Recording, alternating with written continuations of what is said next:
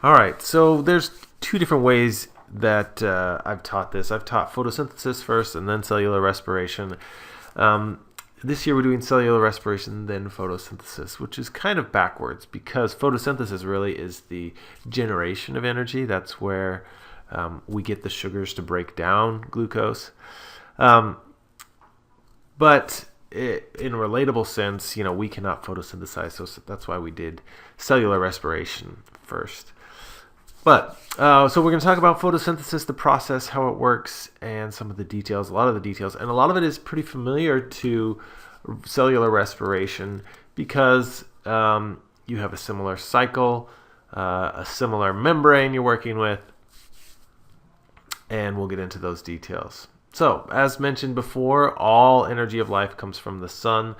The sun is used to capture energy in the process of photosynthesis, and photosynthesis then allows us to make sugars. That's our C6H12O6. And this is the chemical equation then for photosynthesis. Oxygenic photosynthesis then can be carried out by a number of different types of organisms, so not only plants, but also some unicellular eukaryotes, also referred to as protists.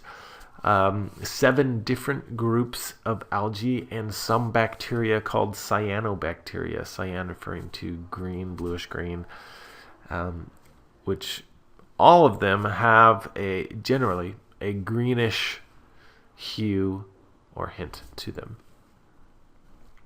So most of them, the photosynthesis takes place in the organelle called the chloroplast, which has these characteristics or these anatomies. So first, the thylakoid membrane. This is a membrane wrapped in a specific structure that contains chlorophyll.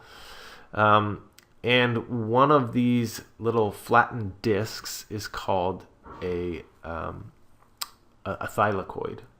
When you put them together, it makes a grana, or singular granum. And then around, connecting each of these grana are the stroma lamella. And all of this then is surrounded by a fluid called the stroma. Okay, so this is the general basic anatomy of a chloroplast. Chloroplast has an outer and inner membrane, and then the thylakoid membrane within that. All right, so the stages then of photosynthesis are twofold. First, you have light-dependent reactions. So these require the energy transferred from light onto pigments to make potential energy or convert that to new energy. The product is ATP, which can be used for cellular processes, and the reduction of NADP plus to NADPH, which has potential energy. So NADP is very similar to NAD, and it's a molecule that's easily oxidized and reduced. Those can also then be used in the light-independent reactions. So these are reactions that do not require light, but instead require the potential energy that we used in ATP and NADPH. And in the Calvin cycle, this is the light-independent reaction. This is actually where carbon dioxide is taken in, run through a cycle to produce organic sugars.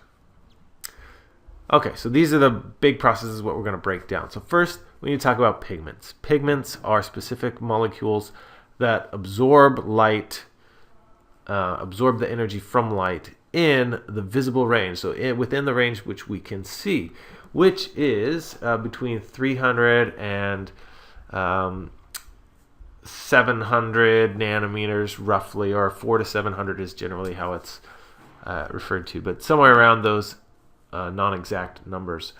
That's the wavelength of the light that can be used for photosynthesis, or it's within that range.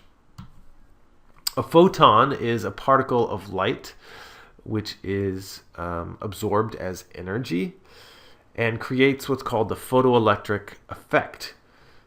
So when a photon strikes these pigments, an electron can be removed from a molecule and excited, and that excited energy state can then be used for the light-independent reactions, or the light-dependent reactions.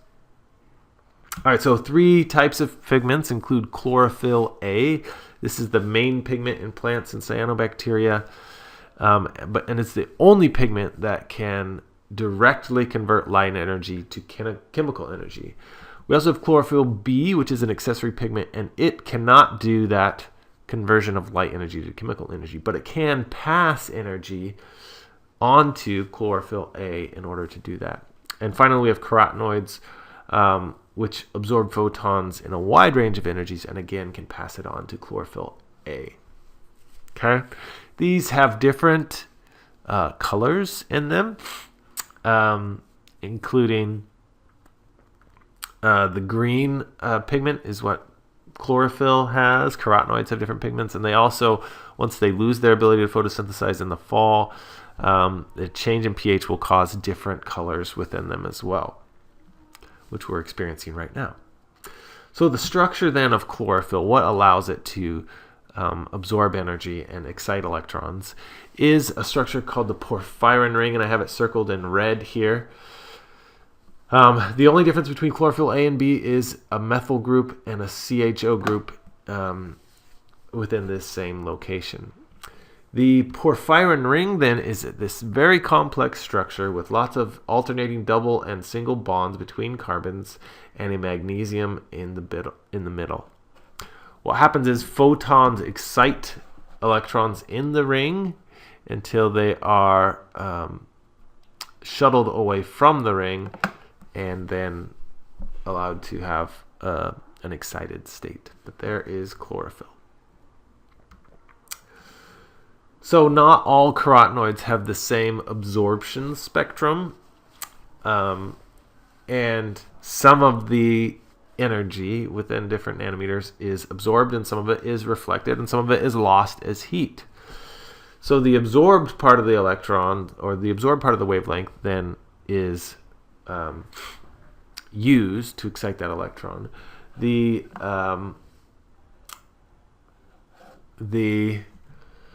reflected part is what we see, and so that's why plants are green, is because you can see in this graph, chlorophyll B, chlorophyll A, and carotenoids, they actually absorb the purple and blue and reds, and they reflect the greens and yellows, and depending on the concentration of each of the pigments will change the color which we see different photosynthetic organisms being. So the light-dependent reaction then depends on these pigments, and there are 4 steps. First is the primary photo event, where the photon of light is captured by the pigment molecule. Second is the charge separation, where that energy is transferred to a reaction center, and then that excited electron is transferred to an acceptor molecule. And then you have electron transport, where it's moved through a variety of carriers to produce NADP+. And finally, chemiosmosis, which is for the production of ATP. So some of this should sound familiar because we talked about some of these similar processes in cellular respiration. So let's go through them individually, starting with the primary photo event. So this occurs in an area called the antenna complex, which is mostly made of chlorophyll B. It's also called the light harvesting complex. And what happens is those photons are absorbed and then passed from different chlorophyll Bs from one to the other. Sometimes it's reflected off, and then eventually it can be used for energy if it hits the reaction center complex.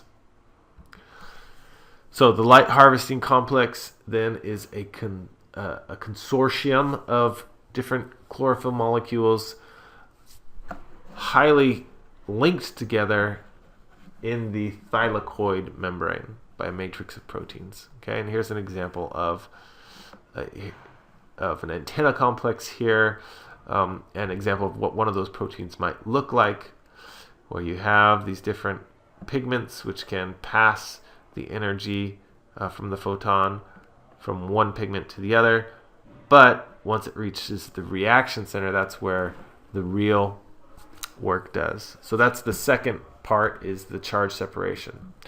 So what happens in the reaction center, which is made of chlorophyll A, so going back here, this is the reaction center, and this has chlorophyll A molecules in it. In this transmembrane protein, you have an electron, then acceptor. So it is the electron acceptor at this point. And what it does is when it accepts the photon, it excites that electron and passes it on to an electron acceptor. The electron acceptor then now has an electron in it where it didn't have one before, and the chlorophyll is oxidized and it doesn't have an electron. So it takes it from a donor. This would be from the antenna complex.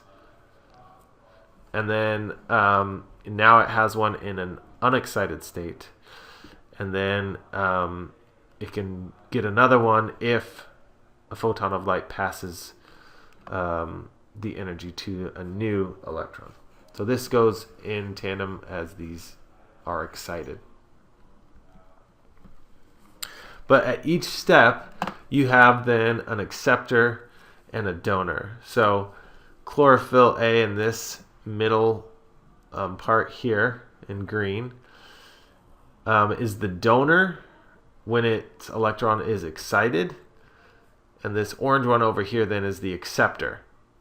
Okay, once it's vacant, now it can accept another one. So then it becomes an acceptor, and the blue one is a donor. Okay, and then this needs a new electron before it can then pass another one. Okay, photophosphorylation then is where plants use two specific proteins in tandem called Photosystem II and Photosystem I to produce ATP and NADPH. So you only see NADPH here because ATP occurs later, which we'll show in a second. The photosystem replenishes with electrons by splitting water. So water then can be an electron donor, and it uses energy from light to split that water, take electrons off of it, and then you're left with oxygen. Okay, so this is why oxygen is released in the process of photosynthesis.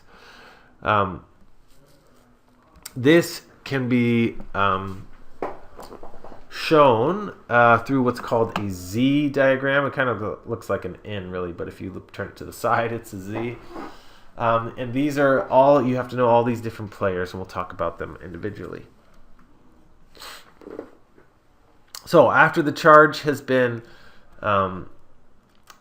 passed from the light through these chlorophyll B molecules to chlorophyll A, it then pulls electrons off of water and now has a excited electron, which passes on to another acceptor. Okay. So then now the electron is going to be passed from one acceptor to another, and that's what this Z diagram is. So electron transport using these photosystems is also called oxygenic photosynthesis. Uses these two photosystems. Photosystem II is first, and photosystem I is second. Photosystem II is the only one that can take the electrons off of water, and photosystem I just uses light again to re-excite an electron. And they both then generate ATP and NADPH. All right, so in photosystem II has 10 transmembrane protein subunits made of P680 chlorophyll molecules, 2 of them. And the reaction center has 4 manganese atoms, which are essential for the oxidation of water, and then passes them to the cytochrome complex. And then the cytochrome complex, B6F here, it also has a proton pump. So it pumps protons through the membrane into the thylakoid lumen, or the inside of the thylakoid membrane. Photosystem I then is used to reduce NADP+, and it takes an electron donated to NADP+ by a donor called plastocyanin. And it is made of P700 chlorophyll molecules, so just a different type of chlorophyll, and is made of 12 to 14 subunits.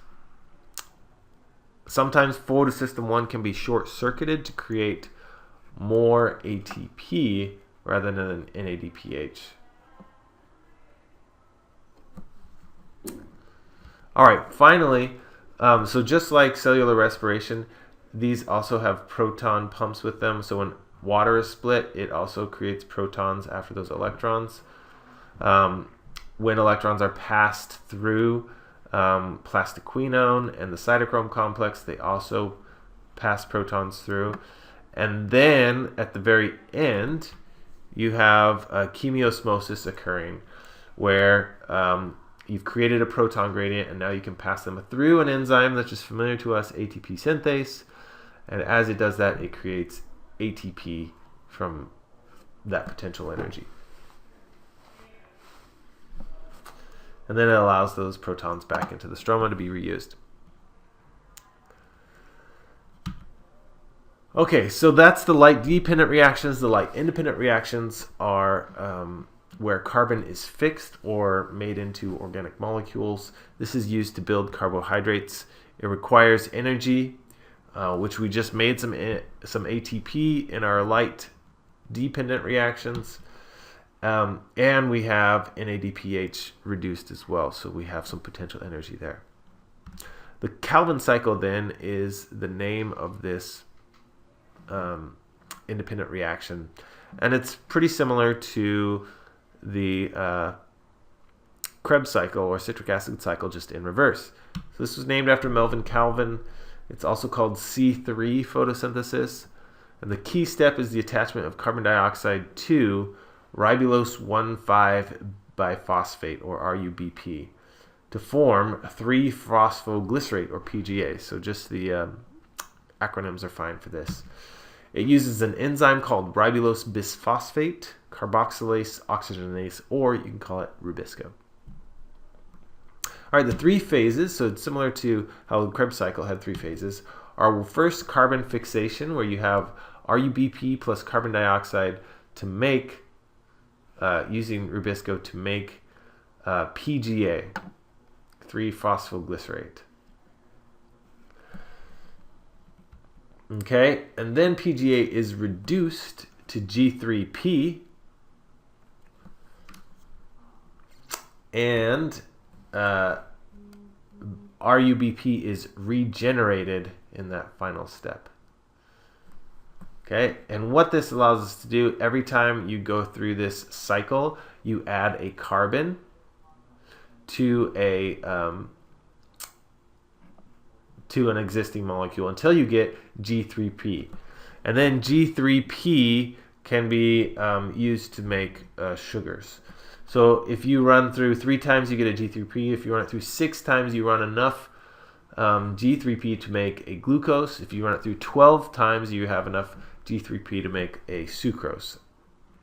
And that's eventually what happens. Glucose is not a direct product of the Calvin cycle, but G3P is a 3-carbon molecule which you can then string together to form sucrose, which is made of fructose and glucose. And then you can string glucose together to also make starch.